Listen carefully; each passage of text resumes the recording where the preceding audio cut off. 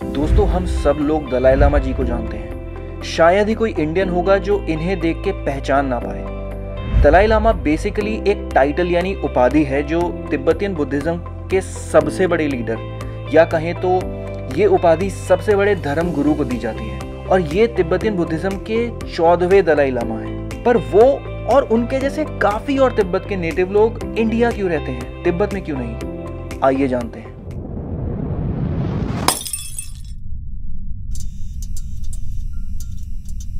Present day Tibet जो eastern China में है उसका एरिया 12 लाख स्क्वायर किलोमीटर है। ये इतने ऊंचे माउंटेन से ढका हुआ है कि इसको रूफ ऑफ द वर्ल्ड भी कहा जाता है और कैलाश पर्वत भी यहीं स्थित है। इस एरिया को तिब्बत ऑटोनोमस रीजन भी कहते हैं। ये नाम आप याद रखिएगा, इस वीडियो में आगे इसका जिक्र होगा। पर उससे पहले तिब्बत के बारे में कुछ रोचक फैक्ट्स जान लेते हैं।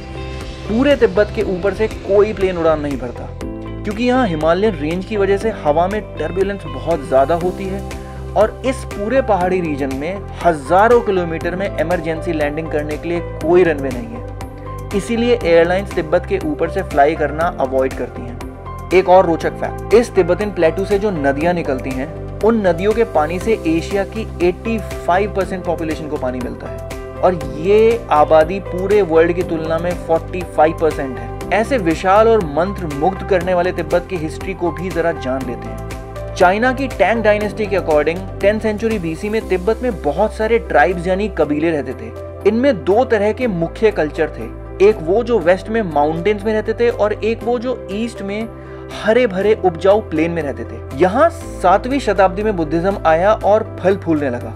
यहाँ से काफी मंक्स ज्ञान प्राप्ति के लिए इंडिया भी आते जाते रहते थे। पास्ट में तिब्बत को काफी शासकों ने रूल किया और यहाँ काफी समृद्ध डायनेस्टीज रही जिनकी वजह से तिब्बत का कल्चर भी बहुत समृद्ध बनता चला गया। लेकिन कॉन्फ्लिक्ट शुरू हुई जब चाइना में एक गृह युद्ध के बाद 1950 में नई गवर्नमेंट बनी। रूलिंग पार्टी का नाम था सीसीपी यानी चाइनीज कम्युनिस्ट पार्टी। इस कम्युनिस्ट गवर्नमेंट के अकॉर्डिंग तिब्बत ओरिजिनली चाइना का ही पार्ट था और उन्होंने तिब्बत को अपने कंट्रोल में ले लिया। इस कम्युनिस्ट गवर्नमेंट और तिब्बतियन बुद्धिज्म की स्पिरिचुअलिटी में काफी आइडियोलॉजिकल क्लैशेस थे और दलाई लामा जैसे तिब्बत के और लोगों का भी मानना था कि तिब्बत एक इंडिपेंडेंट कंट्री है। इसीलिए दलाई लामा और उनके साथ काफी और लोगों ने इंडिया में आना डिसाइड किया। लेकिन इस क्लैश का रीजन क्या है? सीसीपी गवर्नमेंट के अकॉर्डिंग किंग डायनेस्टी के टाइम से ही यानी 1636 AD के बाद से ही तिब्बत चाइना का ही पार्ट रहा है, जबकि तिब्बत के नेटिव लोगों का मानना है कि तिब्बत हमेशा से एक इंडिपेंडेंट देश रहा है और चाइना उस पर जबरदस्ती कब्जा कर रहा है। तिब्बत के नेटिव लोगों के अकॉर्डिंग जो मैप है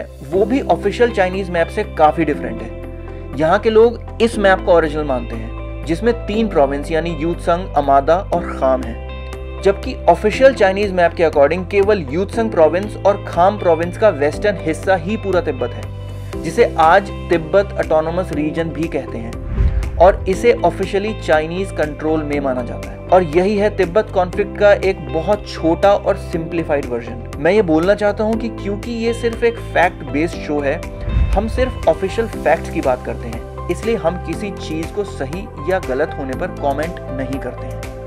वीडियो खत्म करने से पहले ये मेंशन करना जरूरी है कि तिब्बत का कल्चर और वहाँ के लोग जहाँ भी जाते हैं वहाँ अपनी स्पिरिचुअलिटी और पॉजिटिविटी से खुशियाँ फैला देते हैं। अगर आपको इस पूरे कॉन्फ्लिक्ट का कोई और फैक्ट पता है तो प्लीज कमेंट में जरूर बताइए। अगर आपको ये वीडियो अच्छा लगा तो इसे लाइक दें, अपने फ्रेंड्स के साथ शेयर करें और आगे आने वाले ऐसे ही इंफॉर्मेटिव वीडियोस के लिए चैनल को सब्सक्राइब कर लीजिए। अब मैं आपसे नेक्स्ट वीडियो में मिलूंगा, तब तक ख्याल रखें।